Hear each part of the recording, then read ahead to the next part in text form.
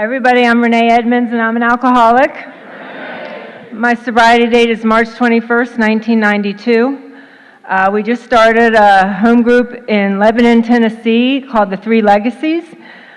Some of the people in this room actually kicked us off at our first meeting. They were down there for a men's retreat, and we've been 60 strong since we started a couple months ago. It's a true Three Legacy group, and it's something that I believe was divinely inspired. And when we moved from Maryland a year ago, we were in desperate need of a Three Legacy group. And so we'd done it before, and we got in the middle and some people that had that pocket of enthusiasm, and we started a new group. If you haven't ever gotten the chance to start a new group, be a part of something like that, it's a game changer. It'll take your sobriety into a new dimension, that's for sure. And we're very grateful for that. I want to thank the tapers. I grew up when I got here with cassette tapes. There are a few that I still keep. You know, I guess I'm a hoarder, but I have some old Sandys, and Bob Earl was mine. I know if you've been here a while, you have that one CD like that. I'd have the cassette, trying to get it back, it would get stuck in there. And he had a talk that talked about, it was the vulture on the bedpost, and he described what went on between my ears exactly. He talked about the disease that we have that centers in our brain. And he probably saved my life back then until you guys did the rest. But anyway, I want to thank Mary Beth and Jimmy for asking me.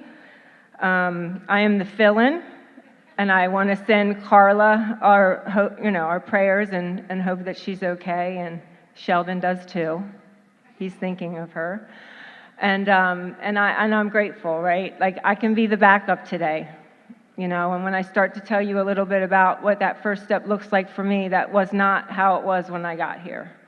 I did not want to be in the backup for anything. I had to be front and center. And I'm grateful for that transformation.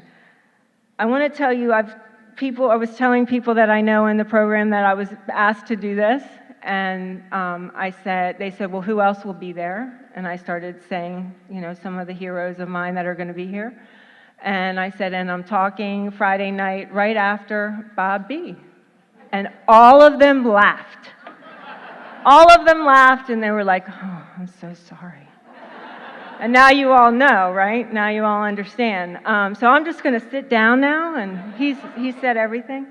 But I want to share a little story, and this will get me calmed down to start. But this is what happens if you come to AA and you get in the middle and you live this life. God asked me to take care of my mom when she was dying, and we brought her home to die at our house, and there's a long story behind that, but a lot of forgiveness, a lot of mercy, a lot of ninth-step work, a lot of mercy to be able to do that with the kind of love and tolerance that I had for that woman at the end. And my husband and I brought her home to die in our dining room. And the men's retreat was during that 4-month period where she was in our dining room in her hospice bed. And all the men always came to our house for a big picnic before they went off for the weekend. And we all got to meet everybody that was there. And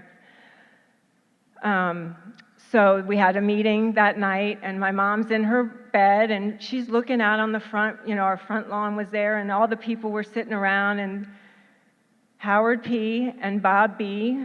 sat on the top of the porch and shared their experience, strength, and hope with a lot of AA people out on our front lawn. And my mom's little face is looking out there, and she's wondering what's going on. And she just can feel the love in this house. These people are coming through. And,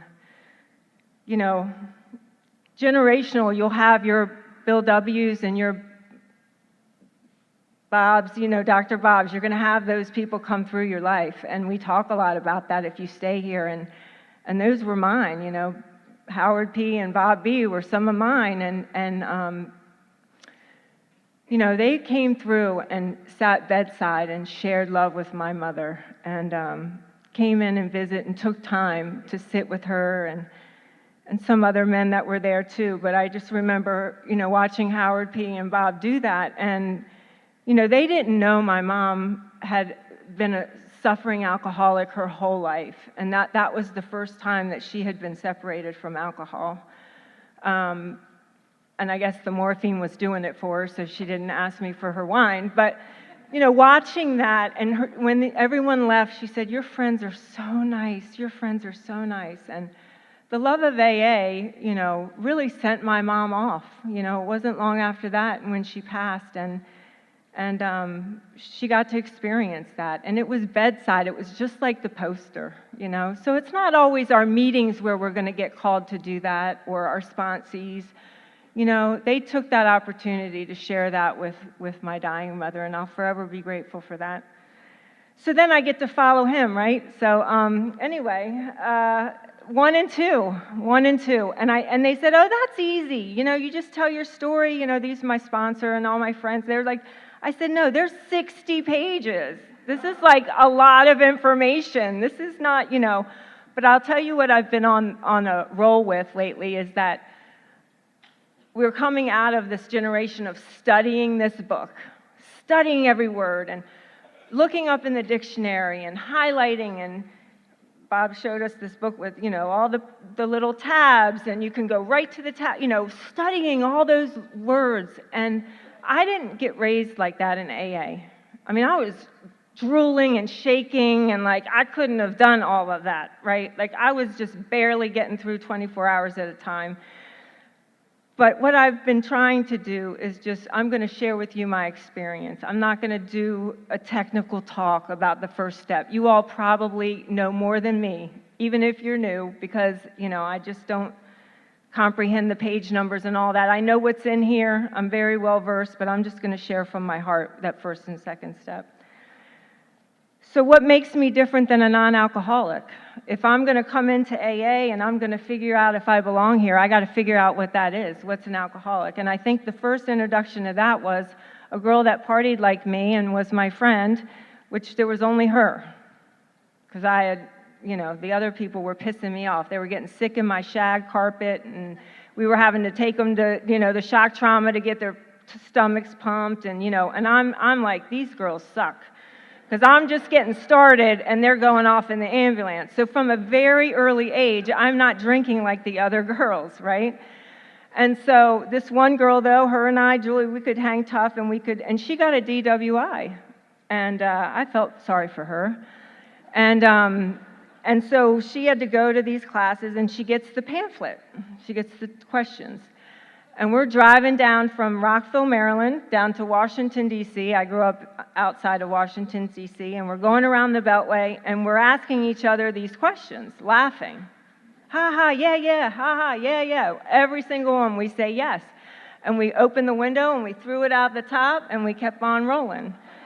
And so somewhere in the back of my mind, that I just didn't drink like other people. And so that mind, body and spirit thing that we have that a non-alcoholic doesn't have, that mind part, I started to understand that. I'm a smart girl, and I knew that when my mom drank, it wasn't the same as when my dad drank, because my dad could have a couple beers, switch to Diet Coke, and he's still dad, and nothing weird's happening. And my mom, which I lived with 5 days a week, and then I'd go to my dad's on the weekend, we're getting out the extracurriculars. We have strange people coming in the house when she starts drinking, the music, the disco music's banging on the wall, and I got to get up and go to school the next day, and it's a problem.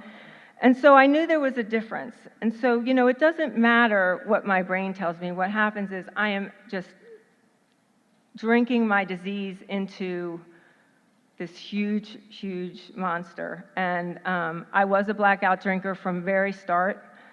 I had a high tolerance from my Irish Catholic DNA.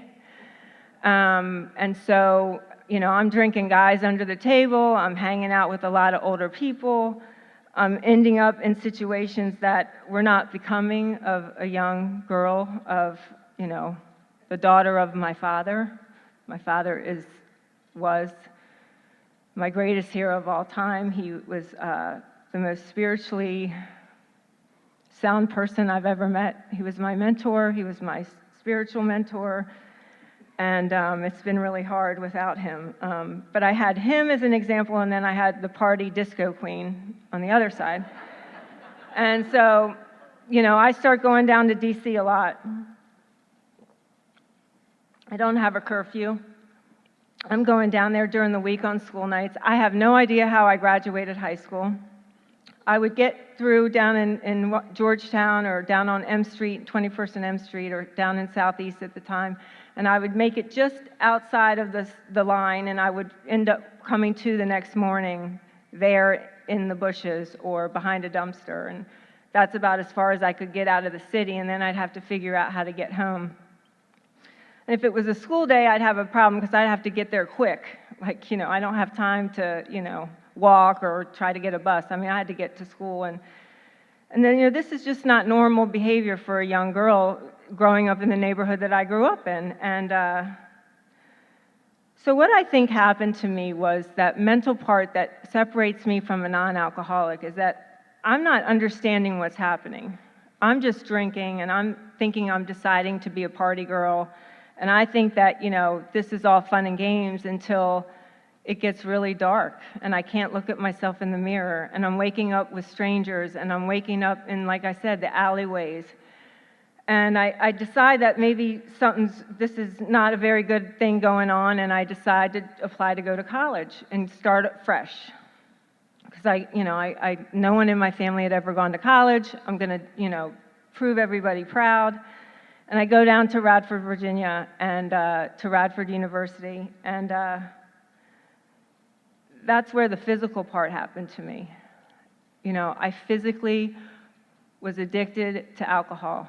I could not stop. I needed to have it. I thought I was changing my mind. I thought I was just going to drink on Thursday or Friday, and then I'll stop on Saturday, and I couldn't stop, but I thought I changed my mind.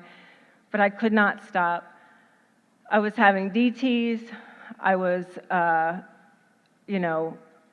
taking little tape recorders into my classes to tape the professors because I couldn't take notes. I was so sick and shaking so bad. I love it, what alcoholics have. Like, we're a very motley crew, and we're very smart and creative, and all the cool things that God gives us gifts for. And I'm sure He gives them to non-alcoholics too. But I just love our stories because, we come from like the dumpster to like biochemistry, rocket science or something. And that's what kind of happened to me. I was a biochemistry major. I have a brain, and it works, and it worked better with alcohol, actually. When I tried to stop drinking, my GPA went down, not up. And I found myself trying for a year to stop drinking, and I couldn't stop. That allergy started, that physical, I could not stop. And the blackouts were going 2 and 3 days at a time. And what happened was, all the things that I couldn't process, that guilt, shame, and, remorse that I carried with me to that college, the things that were happening in the neighborhood that I grew up in that shouldn't have been happening to little girls, I couldn't process that, and I had this mechanism because my brain is not like normal, people, that once the alcohol went in, it just got quiet. And I wasn't sitting there in 11th grade in high school drinking away, what happened with the old guy at the skating rink, the old man. But it just made me feel okay. And so, whatever mechanism that is, and we had a guy from Kentucky, Burns Brady, come and talk one time in Frederick, and he explained all that. Bob got into some of that with, the way the mind and how deep and connected, and and he described all those twists and turns and, what happens when you put alcohol or, other things in there, and that's what was happening. And I didn't know it at the time, but physically I was addicted. And, the nightmares of coming to and just, I couldn't do it anymore. Now, I grew up Catholic. I'm a good Catholic girl. I was even an altar girl, and back then I was like in the first class of girls, because girls weren't allowed to do it. It was kind of cutting edge. And I got caught, stealing the wine, chugging it in the back, trying to fill up the chalices, and all that, and the little, I forgot the name of it. My father would, cruets, and thank you. And I had to go to confession, because the priest is looking at me, and I'm like, have to go into confession and tell him he knows, but I'm asked for forgiveness for the wine and drinking the wine, but I still felt okay, I was forgiven, and I never felt bad about that, and the priest never made me feel bad about that. I went and served, and, so I don't have all those bad things that we get a bum rap in the Catholic religion. I just embraced it, and I felt like I was forgiven, and I always found myself coming into Catholic churches. I would wake up out of blackouts, and I'd be in some pew somewhere. I was being drawn to the light. Like Mike said, I knew that I felt better there, just like I do in an AA meeting. And so I had something to start with when I got here. But so I came to one time, and I just couldn't stand my skin one more day. I said, this is, I can't do it. I couldn't look in the mirror. I couldn't get dressed. I couldn't shower. My roommate was trying to clean me up one day, and I just looked at her, and I just said, I just can't do it one more day. And I called the AA hotline. Now, someone talked, Bob talked about this too, is that, I can define myself as an alcoholic when I'm drinking and the way I drank, because the book talks a lot about that. It gives a lot of examples of how we drank, and this kind and that kind, and if you're a real alcoholic, and I qualified for all those. Also, in We Agnostics, the two-part question, I can answer yes to both, even though it's an and/or, but I can answer yes. I can't stop when I want to. When I start, I can't control. So all that technical stuff, it hit. But when I am not drinking, that describes my alcoholism even more today. I can tell you that. I can promise you that. It's still about not drinking for me today. I can tell you, 31 years in this program, I still do all this stuff because it tells me many times if I don't do it, I'm going to drink again, and I don't ever want to drink again, because I know people that will drink after 25 years, 30 years of sobriety, and I don't want to do it. So I still do all this stuff, because I don't want to drink again. I have a goal. I have a goal that I don't want to be the woman in AA who's got some time, who used to go to the jail, who used to take girls through the steps, who used to go to the institutions, who used to have a service position. Because I can promise you, at 25 years sober, I tried to find a sponsor because mine died, and it was almost impossible. A woman that had over 25 years that was still excited about AA, who was still, just as on fire for this program as I was, doing the deal. I couldn't find, it was impossible. I had to get one out of town. It was the first time I ever had to have an out-of-town sponsor. So anyway, that my point is that, I came in here, I had to find a solution when that alcohol was taken away from me, which God removed it. I had tried for the year, and I was drunker in that year than I had ever been. Darker places, in the Appalachian Mountains with the moonshine guys with the beards drinking moonshine in the woods. And the Appalachian Mountain people are real. And they have no teeth. And here I am, a girl from Washington, D.C., down in the southwest of Virginia, drinking moonshine in the woods. It was not a pretty sight. And so I ended up going to an AA meeting in Radford, Virginia, in a psychiatric hospital. A guy I had partied with was sober in AA. I felt really sorry for him. But he promised me, that if, his life showed me that if he went to AA, he wasn't drinking. And so I was going to go to this meeting and see what was up. I remember my roommate that I had chased around with a knife the weekend before was part of the reason why I had to stop. She was worried I was going to chop off my finger in a blackout. How dare her? And take that personally. But I remember looking at this beautiful young woman who wanted nothing more than for me to be okay. And I said, "Can I borrow your car to go to this meeting?" I found an AA meeting. And she goes, "Sure, take it. We'll walk. No matter what I got to do, I'll figure out a way to get there." That girl let me borrow her car for a year straight to go to an AA meeting. And because her life changed when I found AA. But anyway, I go to this psychiatric hospital. And I remember asking her, "Hey, I wonder what I should wear." And she said, "I don't think it matters. I don't think they matter." And I went into this hospital meeting, and those Appalachian Mountain guys were sitting at a little table, and there were no young college girls this was in 1989, when I was separated from alcohol, and that's the other part of this first step I'm going to talk about. I was separated from alcohol in 1989, and those Appalachian Mountain men who used to run the moonshine were sober at that table, and they loved me so much, and they felt my pain, and they gave me a big book, and they said, you never have to feel like this again. And I went to AA I graduated college with a biochemistry degree. I went down to Charleston, South Carolina, chasing a guy, and I wasn't drinking. And what happened with that was I was going to AA, and Burns Brady described this so perfectly to me, and it made all the lights come together when any form at all our book talks about. We cannot use safely in any form at all. So I knew alcohol and the gig was up. I could not control and enjoy for a very long time. I was fully convinced. And I'm working at this urgent care center, and this is my first step. I'm working in this urgent care center, and there's a drug out there, Xanax, that does to my brain what alcohol does to my brain. And he even showed us a picture on a screen. When you give an alcoholic a six-pack or whatever it was, and then you give her, and then they light it up and take a picture, and then when you give someone this benzodiazepine, the same part of the brain, it doesn't know. So my brain found this stuff, and I'm working in the back in the lab, and the samples are all there, and I'm having some anxiety issues. I'm really anxious because I'm going to AA, but I'm not working any steps.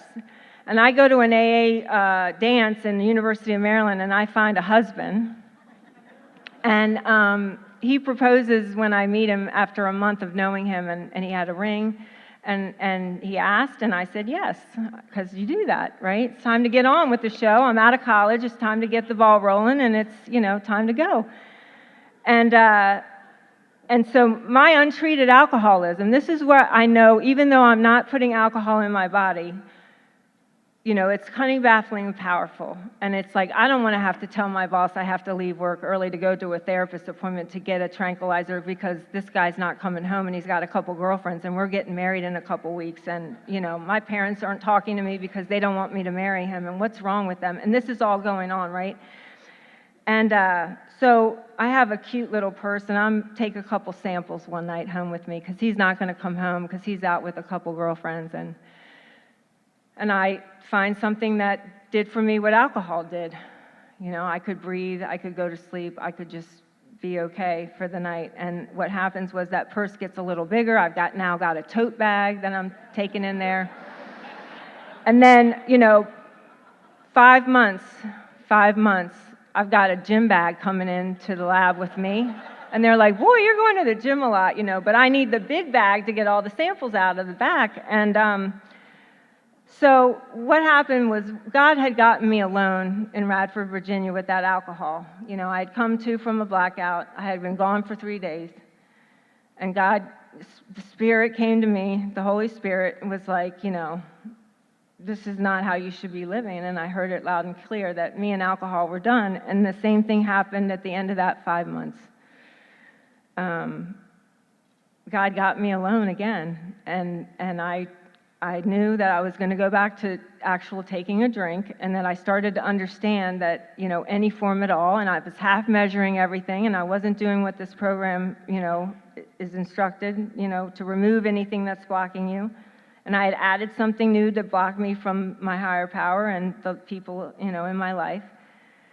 And so I had married that guy in the middle of the duffel bag and the little purse, somewhere in there. And I'd taken a lot to walk down that beautiful Catholic church to get married to someone I had no business marrying. And God got me alone, and I understood that it was going to be all or nothing, and that I was going to die an alcoholic, horrible death, and that I was going to drink again if I didn't go full force with this whole thing. And that self-will run riot and trying to make my life look a certain way and feel a certain way on the outside. I had not even looked at the inside at all. And so I had this, short little Italian husband, and I had to figure out what to do with him, and I had to go find an AA club, right? I had to go find some help.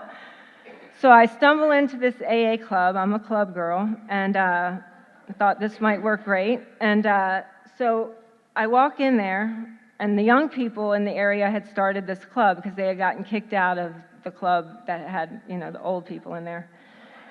And so I stumble in there, and I'm a mess.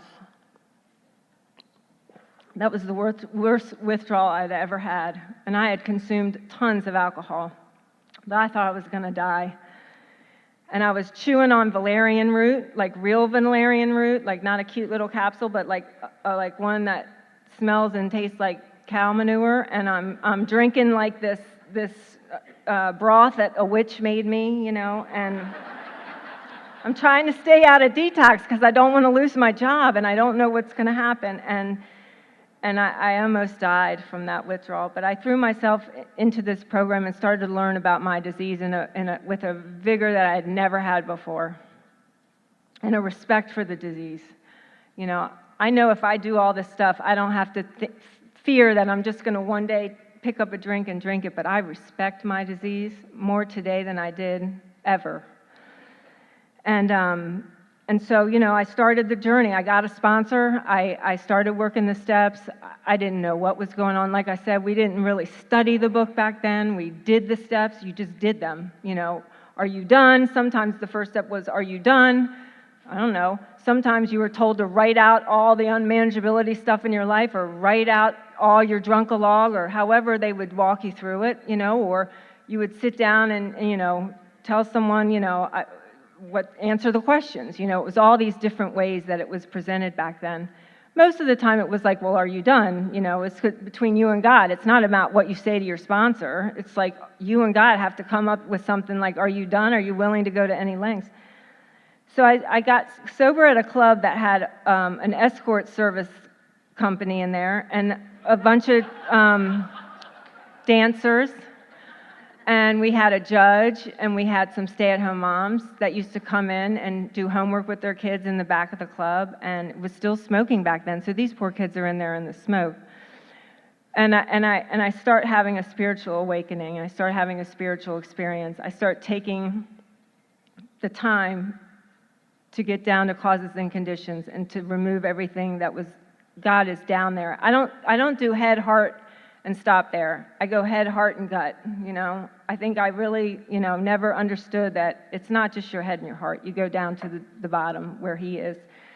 And I started removing all those things. And so the first thing to go was the short Italian husband. I figured out that was not going to work with all the girlfriends, and he was dating some of the ones in the AA group. And but the problem was I had gotten pregnant in the meantime, so I was 6 months sober, and because they didn't let me keep that 89 date. I had to, that's why it's 92. I said a long time, I have 3 years without a drink and 2 years without, or 2 weeks without, and they said, oh, did you get a new chick? I said, what? And I did I was loved back to life there. They just loved me, and the crazier things that I said, they just loved me some more. And I've been around a while. I've never taken a break from AA or didn't go get in the middle of AA.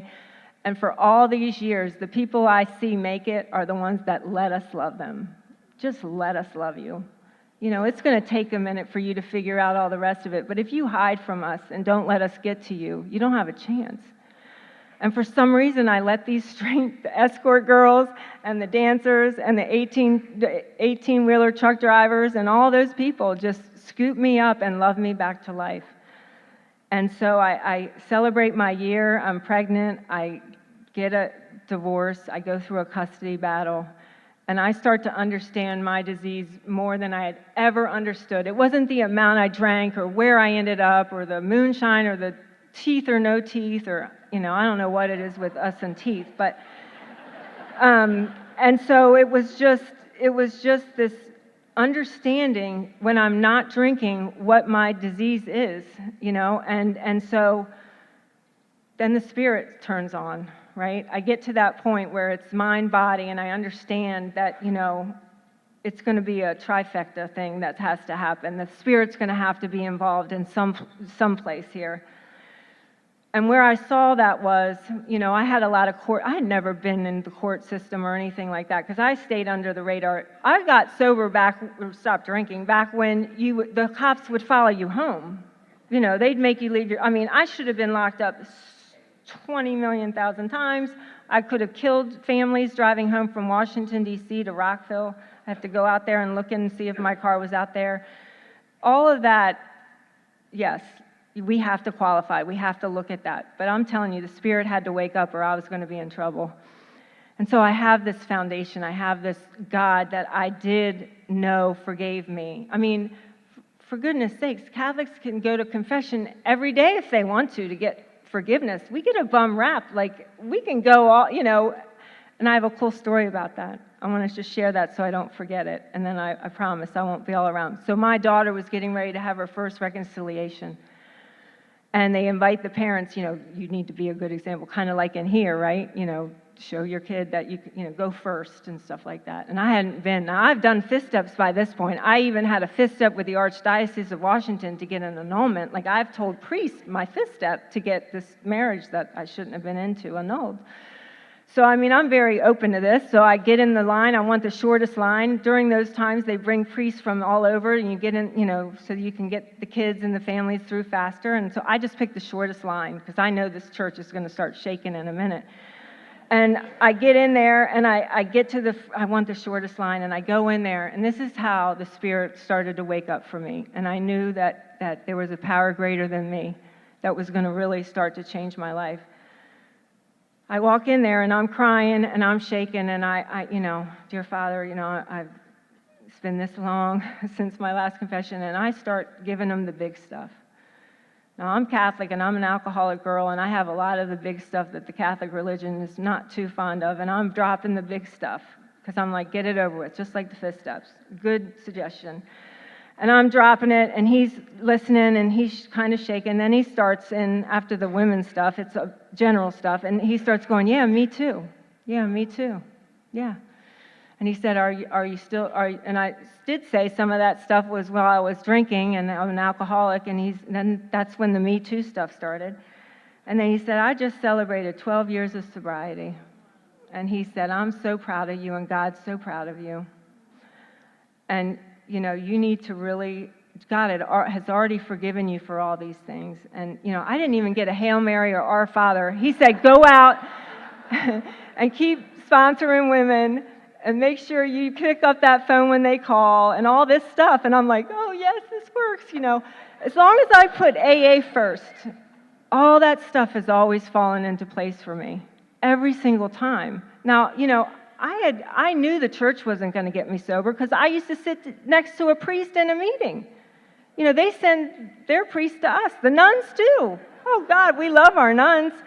And it's like, we are where we go. So I knew, but somewhere it had to fit because it meant a lot to me and it was important to me. And so I did AA first, and it all came back together. And I started to understand that if I just put myself in God's hand, He was going to lead my life. And I had so many 31 years worth of days in between where I knew I was exactly where I needed to be, doing exactly what He wanted me to do for Him, what He wanted me to do for Him, not maybe what was convenient for me or where I wanted to be, doing what I wanted to do, but that was where He needed me to be. And I started living my life of service. I got myself out of the front seat. The world did not revolve around me anymore, or my feelings, because my feelings were not facts. And so that second step started to change my life. I started to get a phone call in the morning that, I needed to go over and help my grandmother. My dad had something he had to do, and I show up over there. It was raining, and I thought, I'll go later. And then I'm like, AA taught me not to go later. You go right now. You do what you need to do. And I walk in there, and I knew my grandmother was going to die any minute. And I called my dad and my aunt, and I said, you guys got to get over here. And I knew if I had that moment of clarity again, that God, if I had stayed home, none of this would be happening right now. Because what happened in the next 2 hours, they get there, the priest comes for last rites, we're in bed, EWTN's on the thing, that we get communion. My dad and my aunt, who she had said were just, she never wanted to see them again. She cut them off out of her life. And these were the two siblings there, and I'm there, and we're holding this woman when she takes her last breath. And, we're just feeling something just we can't even describe to people. And if I had stayed home, we would have missed all that. And I've had so many days of that. I had the phone call, my mom's her toes were infected. And I'm like, well, send me a picture. What's going on? And I said to John, I don't know, Mom's kind of sick. I think I need to, get an airfare. Let me look at the airfare a couple days. And then I just sat down and I said, no, I got to go now. I got to go right now. He said, go.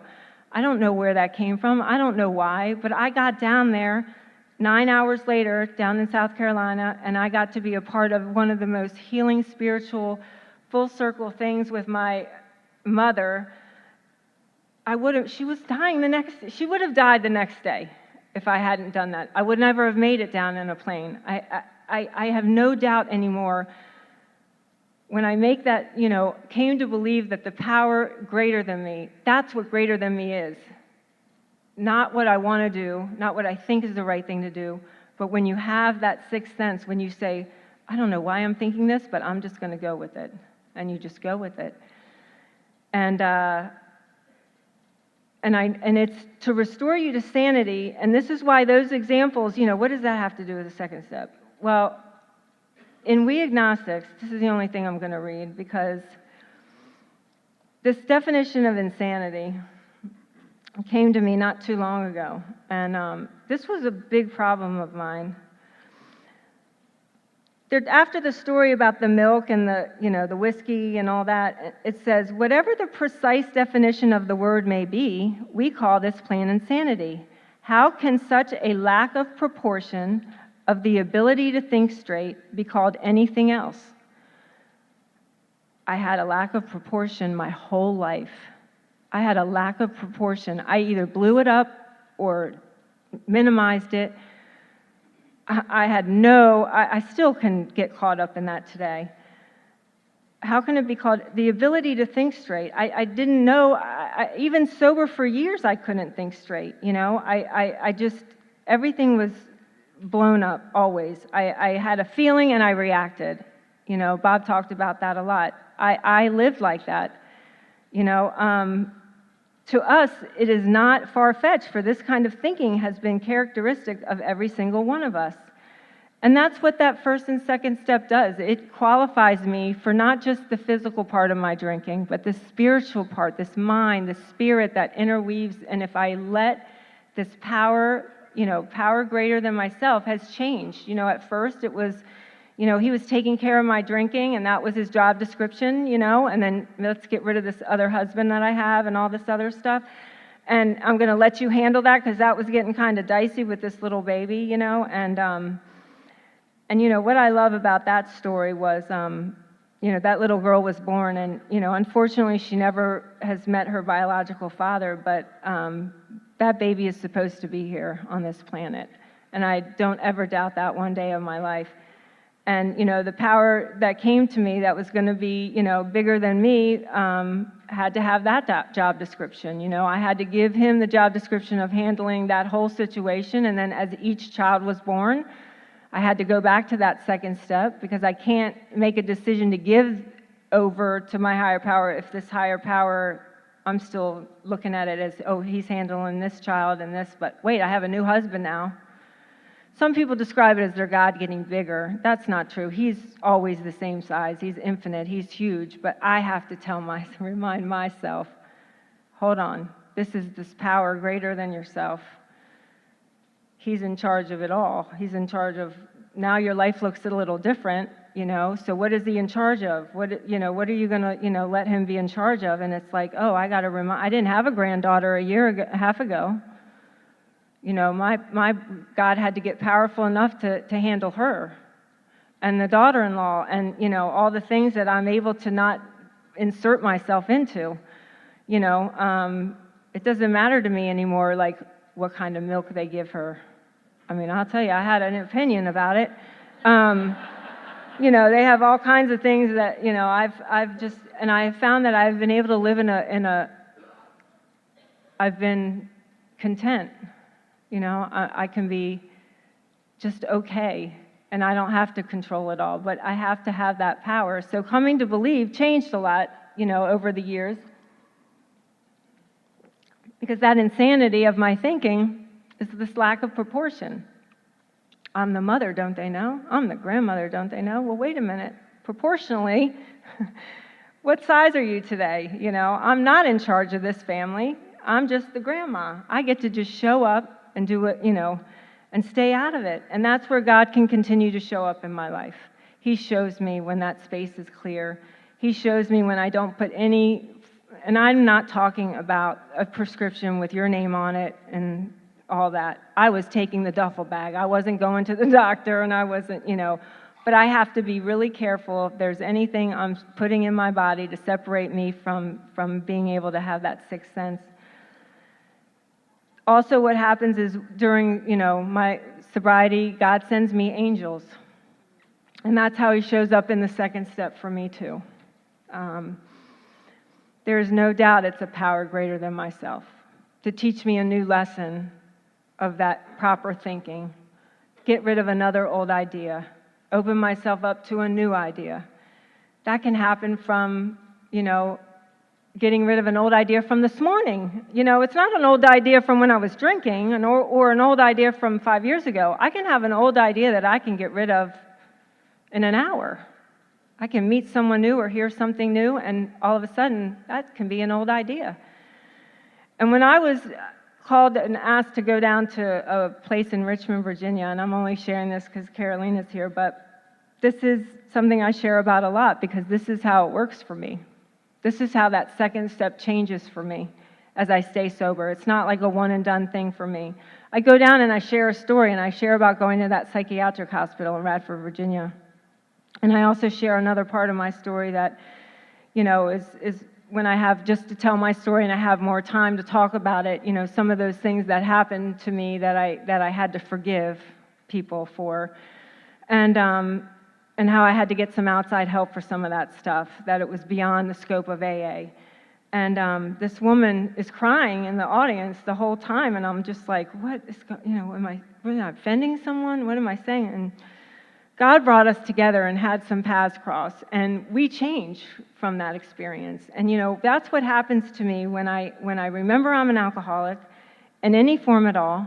I remember that I'm bodily, mentally different than my fellows, that I can't, really cunning, baffling, powerful. It's going to tell, it's not going to come as a six-pack of warm Milwaukee's Best. Can you tell what kind of drinker I was? It wasn't very fancy. And if it was warm, it was fine. That's why I say that. And, but it was a case at a time. It's not going to come. I'm going to look at that, and I've been to enough AA meetings, and I've done enough inventory, and I have enough pictures of what I looked like that I'm going to know that that's not going to really end up that well. I would lose that battle, right? But what happens is, if I open myself up to a new experience with the angels that God sends to my life, the speaker, now it's what downloads or whatever I hear, and I open myself up to a new experience, I understand that that's not even the option. It's I can shut myself off and go to sleep and get spiritually sick even without that. I can tell myself in the morning I'm a shitty wife, I'm a terrible mom, a grandmother, all this other stuff. And, it doesn't have to look like a case of that. It can be up here.